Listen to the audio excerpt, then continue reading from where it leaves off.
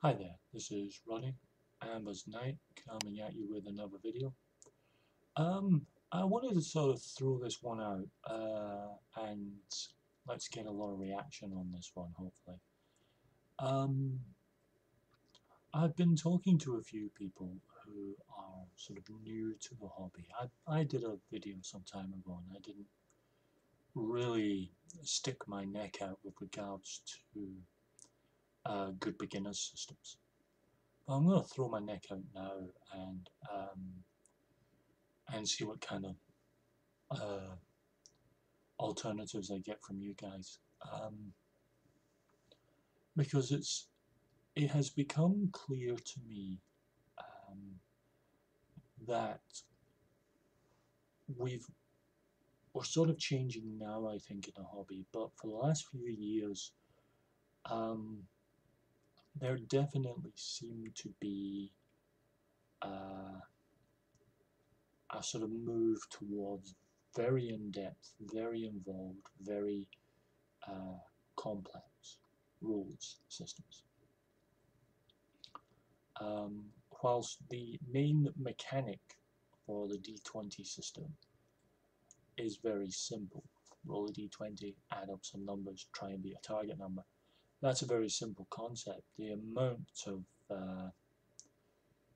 choice that you have in character creation, the amount of rules that are laid down, I think is daunting for a new player. Slightly different if you're a new player coming into a gaming group where a particular game, be it D&D 3.5 or 4th edition or Pathfinder or whatever game is there, and you're using that game and they're learning that way, I think that's different. But if you're a new player and you're not part of a gaming group and you just suddenly, I mean, you get a hold of Pathfinder, I mean, that rule book is about 570 pages. I mean, that's a lot. Um, you know, that's a lot to get through.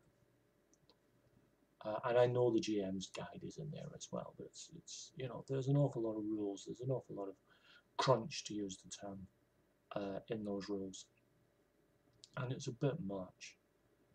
Um, so I wanted to throw out some ideas as to what I think is a good starting game for beginners, and I'm going to voice a few here. I'm going to be very brief with each of them. I would say that some of these are second-hand games, some of these you'd have to buy second-hand, some of these are available as legitimate downloads, free downloads, and some of them you can buy either in hard copy or PDF. So first off, I'm going to say Dragon Age. I had this on PDF for a while. I've recently bought sets 1 and 2. I haven't seen a beginner's system this good in a long time. It's not perfect. There's a lot of flavor text missing, background for the world. But if you're on a computer, a quick view through Dragon Age's wiki pages can get you bang up to date with creatures and so on, and the background to the world. There's a lot on there, and you can get the rest. Between the books and those pages, you can get a good grounding in the game. Even better grounding in the game, of course, if you actually own the Dragon Age video games. But the system is unbelievably simple, straightforward, no mess, no fuss. So that's the first one I would mention. The second one I would mention is Dark Dungeons. Dark Dungeons is a retro clone. You can look for it and get it online and download it. It's about 300 pages. But that is 300 pages, is the only 300 pages you will ever need. It is a emulator of the original basic D&D, not even a D&D, just basic D&D. And as an emulator for that system, it's spot on. It's made a few tweaks here and there just to make things a little better. But it works. Some people don't like the race as a character class idea, but as a beginner's game, I think it's very good. I think you can take that, probably pay that for the rest of your life if you wanted to, or take that as your starter and then move on to something. I would have to mention Savage Worlds. Savage Worlds is unbelievably simple. Straight system, fast. I mean, it calls itself Fast Furious Fun, and it's not joking. Very, very simple system. It loses the odd mark because it's so generic. You then have to buy companion pieces just to bolster the rules for specific genres. But you could actually buy the Savage Worlds Deluxe Explorers Edition and the Fantasy Companion when it gets re-released, because it is due to be reprinted and re-released. And you could buy those together. Here in Britain, it would cost you just over £20 for the two, and you would have a fantasy system right there. I have the Superpowers Companion and the Horror Companion, and I will get the Fantasy Companion because I do want it. And the Sci-Fi Companion, when they bother to bring it out, although there's a very interesting one on the Driver RPG website for a generic sci-fi game using Savage Worlds, and I might just get that one in the interim. But I would recommend those ones straight up. There are others. Dungeon Slayers is an incredibly simple system. Barbarians of Lemuria, Mazes and Minotaurs is again they are very, very simple sort of retro clones. I would say with sci-fi it's a little more difficult. If you could get the old D6 Star Wars, that would be superb. There are the D6 books, which is D6 Space, D6 Adventure, and D6 Fantasy. They require a little more work because there is no generic setting.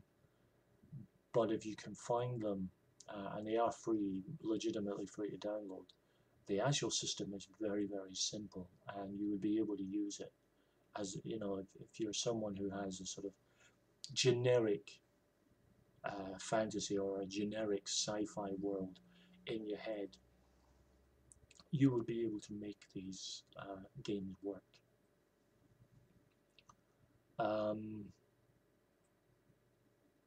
You know, and I think they are better for beginners than something like Pathfinder or the new Star Wars game or D&D 4th edition or even D&D 3rd edition. And I think you can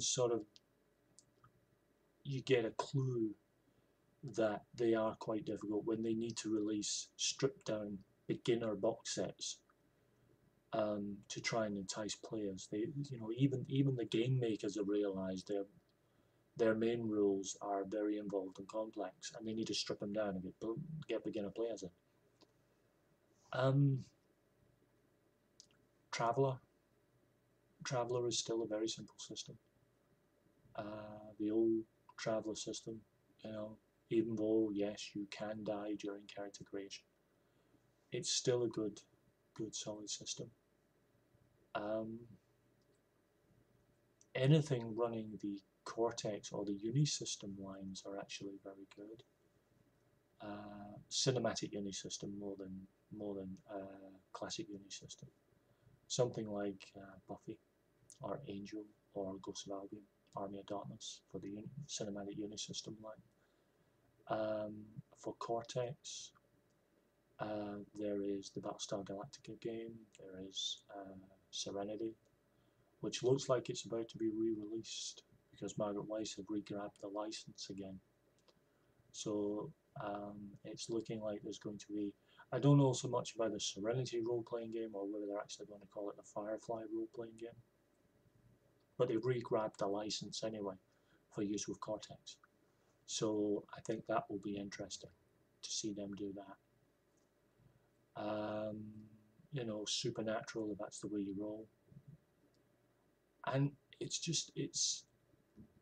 there are good, simple, straightforward systems out there that don't have a lot of crunch, that don't have a lot of just bombarding you with choice.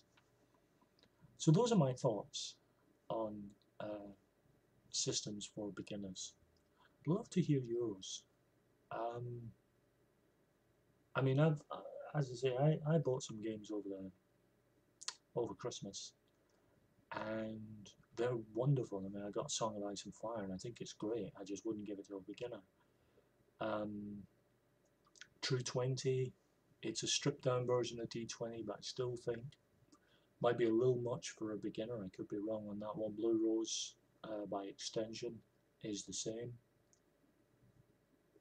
But they're good systems, but they're not quite good beginners systems. The one that's really impressed me has been Dragon Age, and I'm, sort of salivating at the thought of the soon-to-be released set 3, which will finally bring the dragons in.